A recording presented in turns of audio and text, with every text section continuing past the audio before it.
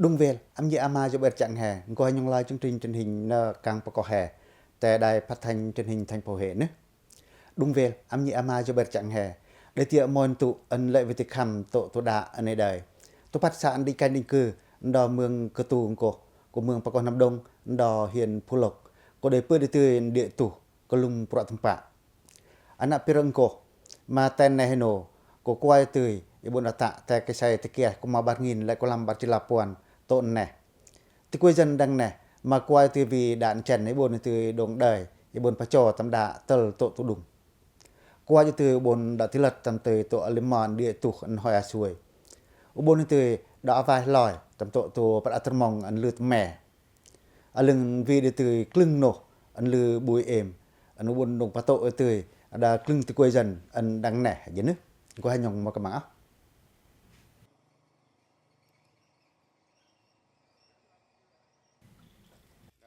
Đông nè,อาจารย์โฮวันบอกแต่เวลาเจียวสะทั้งลอง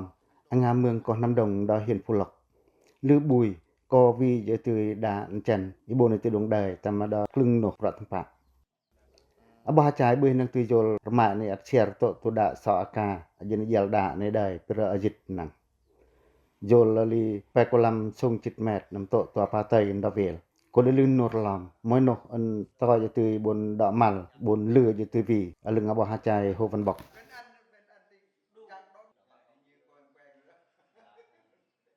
Trước đây mình lấy từ nước ở dưới suối chỉ lên á, lên nhà để nấu ăn. Vì trước đây chưa có. Ở hè lư bùi có vi cho từ đạn chènในบนดงเดยอันยายใจง่อยห้อยสวยอีปกเยลดาลือโจงวิจะตื่นดองอันเลยวิติลอนในบนเชียร์นำโตตุชออยู่ในบนเยลดาแน่วิจะตื่นดานเจนในบนตื่นดอกปะจอตำโตตุดุงก็ลือเอียนกลึงโนในบนตื่นตะมาดานเจนตื่นบนเดยอ่ะตัง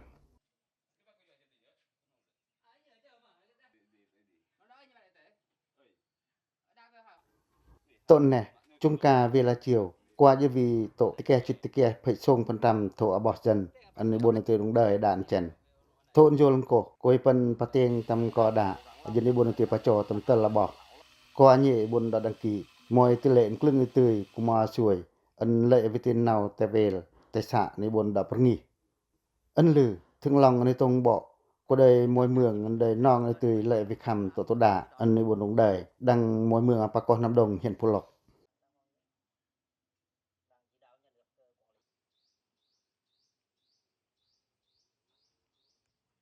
บ่อลึงปลออันหยาเยบนดงตะตำโตตัวยาไม้ดาดทั้งลองครึ่งจริงๆมุกเตียวกวกยา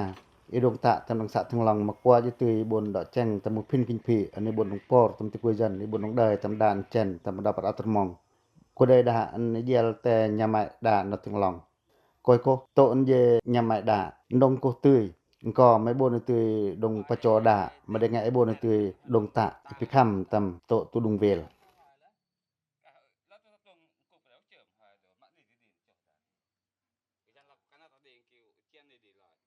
Đối với xã thì chúng tôi đã hỗ trợ cho 77 hộ với một hộ là trong vòng 3 triệu đã bắt. Lưng vi đi tươi bồn nông đỏ thâm ràn nó đảng nhà nước ta bỏ đỏ clưng chương trình mục tiêu quốc gia đằng mường có xã thăng lòng mà qua tươi bồn đã đầu tư tầm tăng này pa chó đạn chèn tổ tu đùng về tổ ta là bỏ dần clung cổประชุม por ตามดาบ่จันอันกิดิบนได้ต้นแน่อันลือcủa chương trìnhอันนี้ดđầu tư อุบลในตือดงปะโตตำเจเลบ่จันอันนี้บนดงได้ด้านแจนดังสะทั้งหลังปลีติแกจิตกรพันตำโยลบาทพันตำก็ลือโยงตำมะลึงกอด่านปืดไว้แหนดองอันในอัตตะตำคลึงทุตุกเย็นญาติตือบนดงปะจอด่านแจนตำดัตติกวยจันบนได้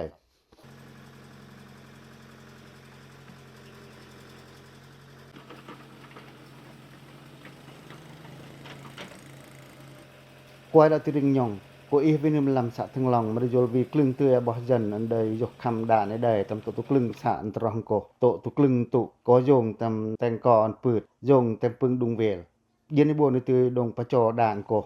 có để vì từ buồn đầu tư là pe chít tòng cò đạ anh lư khăm để tụ pat chít là pe tí cái chít HDPE anh lưng anh tỏi mắc lật sông phải sông km GP anh này tạ mà li mỏi phải tí cái tí đồng cô cho hi tinh lưng anh cลึงnổ anh GP anh cái non nị nè nổ công ty cổ phần cấp nước Thừa Thiên Huế Biệt Lòng anh Valvon là công ty có qua cho từ đỏ rề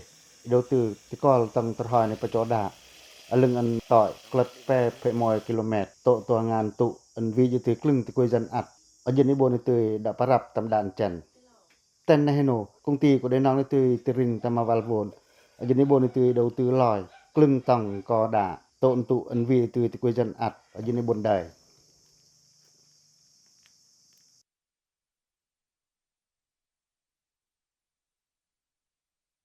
กลุ่มโทกลึงจะอ่านกลึงหึบพันอันตะไคร้ตำโตตัวดานจันโตตัวงามเมืองก็นำดงเห็นผู้หลบอันlương của tổ tu dự án đầu tư hệ thống cấp nước 5 xã vùng trên thuộc huyện Nam Đông. Dự án này có qua cho từ bồn đã phình vì pe hạng mục có pe đơn vị tạ là đầu tư lương trung ca kinh phí mà mẹ tổ sông chít lập 1 tỷ đồng. Lung của hạng mục xây dựng nhà máy xử lý đạn trần thượng lòng ở lưng công suất 3.000 mét khối mỗi ngày đào. Ibon từ đã tạ pa teng bar chit la pe pe tu pol kilomet ko da anyai bon tu da apo de song chit de bar kolam bar chit la song dang pe sa ko thung long thượng quang hưng giang anyai klap 3.000 pon kolam dong ho da da song sa ko Hevaco da ta la đầu tư lưng chung ca ka pe ma to pon chit la bar pe pon kolam tu pol ti dong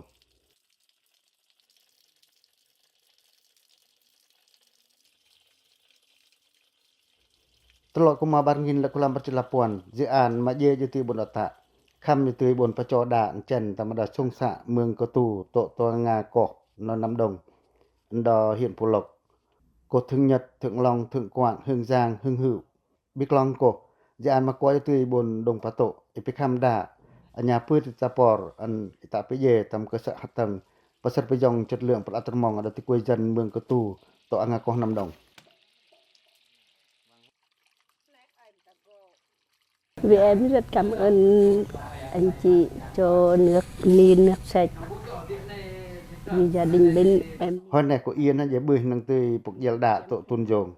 Ba cử ibon tươi dong đời đạn trần. Có bưởi nang tươi vì tận ma tận nộ. Cảm ơn đảng nhà nước cả je.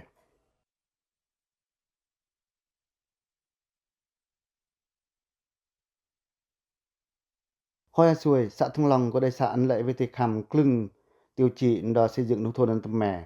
Clung của vi tiêu chíในđời đạn trần. Coi cô anh hạn vi tiêu bốn đã đầu tư clưng nổ bị hạ tầng anh nhằm bạt anh cần nói nị mà đạn trần có đây nổ anh ấy là mà nổ anh lợi với khăm mà clật từ lưng răng đỏ xạ tất lỗi cái xe thì còn cũng mà 3.000 là có làm bạc chít là bạc nhà máy nó Thăng Long mà qua tiêu bốn đã khánh thành bốn tiêu đồng phát tổ tầm đá là quê dân mà ý cái tiêu niềm làm xã Thăng Long mà để dồn quan sản cần nói nị ở lưng qua TV bốn đã đầu tư có đá nên bốn phát trò tổ ta là bỏ dần cô tổ nè bưởi năng tươi là đá đòn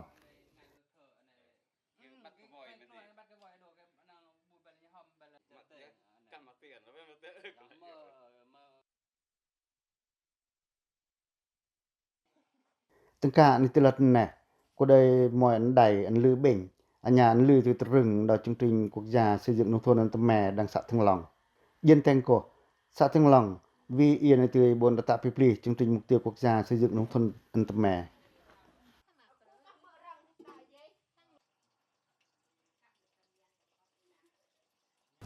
Thì hiện tại là đối với xã là cái tiêu chí về nước sạch cũng giống như vệ sinh môi trường trên địa bàn toàn xã thì đã đạt và ở lưng chương trình đầu tư đạn trần này đời ở đó clưng xã đồng mường của xã Thăng Long mà qua từ bốn đã thay lại tổ tu nổ anh ấy là đã đạn trần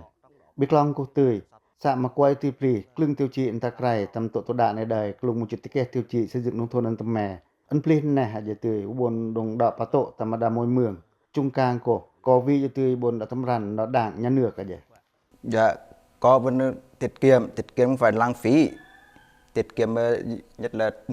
nước đó nước thì chạy tiết kiệm nè có vi từ đạn trần tổ máy đời từ cọ đời từ bốn đồng có bởi ân lử tal kili cái ca đạn của cô đời lử cái bè hả vậy ý vi niệm làm anh era đạp pư để đời có pư để pa liệp ra mà đạn trần cô đời lử từ cái nửaแต่มาลงที่กวยจันแห่แต่ลือดอกมัลแน่กูลือวีอ่ะ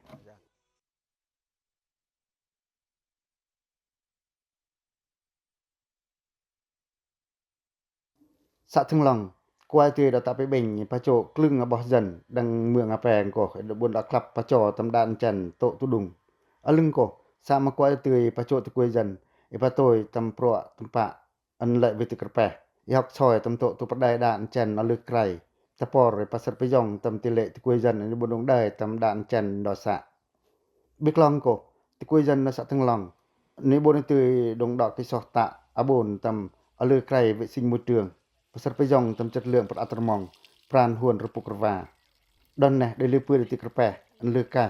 ubon te katuk perih kinte xã hội nda sa thung long talengai moyor serpilu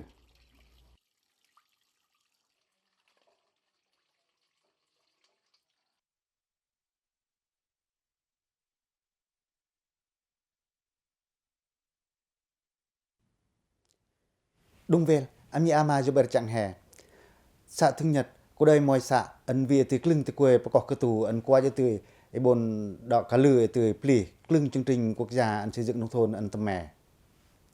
an a peranko mà tổ tu klung tang an lười từ jor sarnko cô đây vi từ bồn đồng tạ từไอ้บนดอกโฮมโตtu klưng từ noอันไอ้บนดงcái sọt tạดอกklưng từ nạที่กวยอันลือโรtừดอกที่กวยklung ko đăng klung ko cô vi tươi đảng viên ấn đề lư rồi tươi tổ này bồn tạ bồn kinh tế của Trần Văn Đang ấn ạt tổ tu về ta rình đo xã Thường Nhật mương Nam Đồng đo hiện Phú Lộc thành phố Hệ ở dưới nước có hai nhồng mà các bạn áo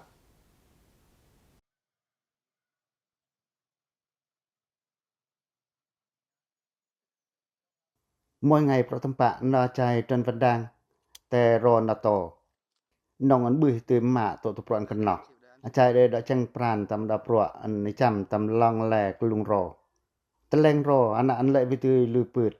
มาอลึงอันปรวอันกว่าจะตือบนดอกตะก็ได้วิได้ตืออุบลตือปะโตทำกันไปกินเตอดาบอกดาใจจนบันดาง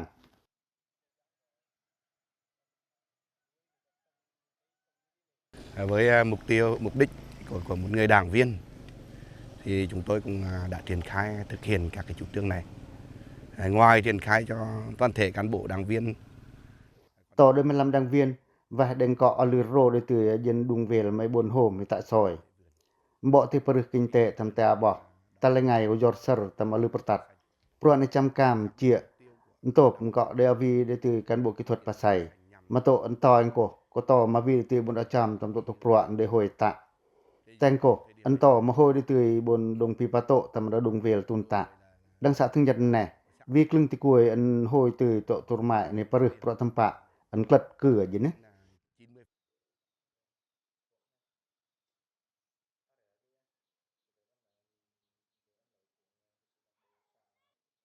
แต่ปากรองดุงวีตือตะแลงรอนกลัดมอยเฮกตาดาใจดังเวียนจันบันดางอันกว่าจะตือบนดอกจอกปากราอตะปะโตยยันในบนตือดอกเปตะตำรออันกลึงโนเปตะตำนมรอลองอันเลยวิติอุดงปะโตกระแปกินเตอันลืออาสวยเปรตำปันเมืองติกุกตูกว่าใจได้โฮมลองมาหันหอยจอของโกอันหอยหอนก็ได้ดงจอกอยโกอันนักรอก็ได้วีคลึงตือนมอันเลยวิติบนพรึกกระแปกินเต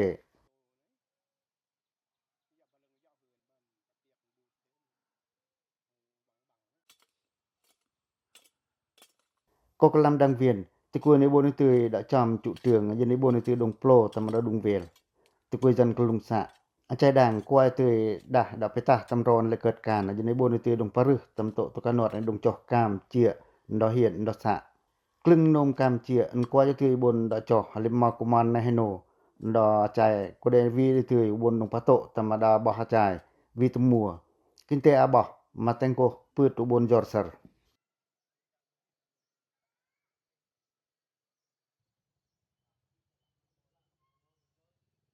Cái này là đem lại thu nhập rất cao. Trên hàng năm đều thu nhập từ 50 đến 60 triệu đồng. Hồi này tè rò đa bỏ mà lưu thìn. Entah kuma de vi alim kolam bar chit triệu đồng. Ten ibon đã tịch cam chia anyan vi ti ibon đã yel te set ko suni. Đó ko coi jo hipi tam to tu rò yang te kanah ni da ka pai ka jo ke. Alung vi ti rò te dung lang alung rò ko suni. Anak an lai vi ti put mà vì được tươi bờ để bờ cổ có lư sổ rồi tươi có vì thì cái kinh tế ở dòng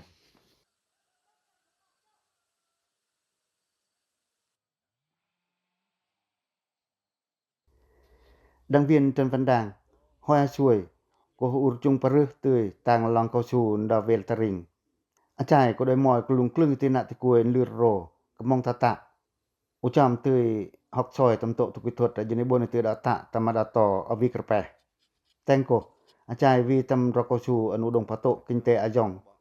tu pin cô mà qua lật bắt chụp cô mà ní dèl sệt vai rô cao su mà yêu ở dưới tươi pro an ní tình ở dưới bốn tươi đã kil phá tội tầm tổ trần nọ tay cao su nè tổ tu clưng nô hơn con nọ có đời anh đồng anh trai đỏ tình aja.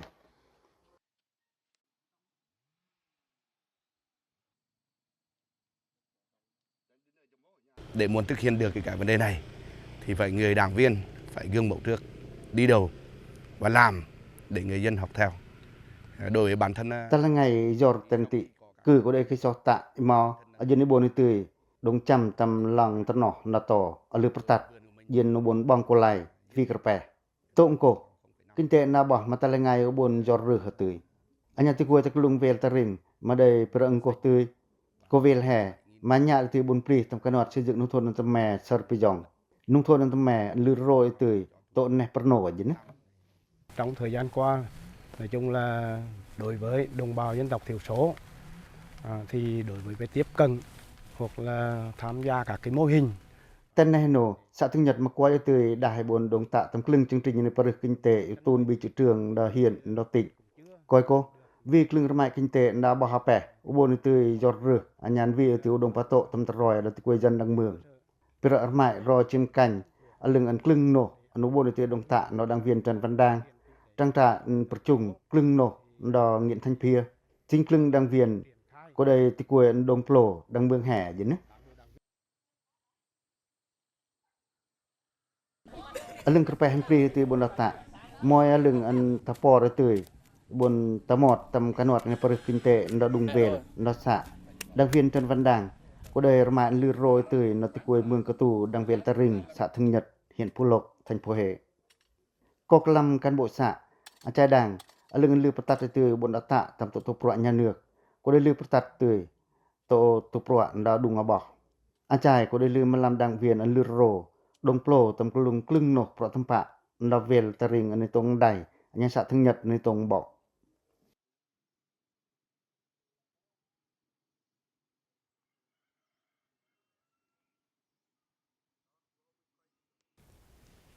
đúng về âm như ama cho bật chẳng hè mưa có con năm đồng đò hiền Phú Lộc đây ta là ngày để từ bốn giọt rửa clưng cổ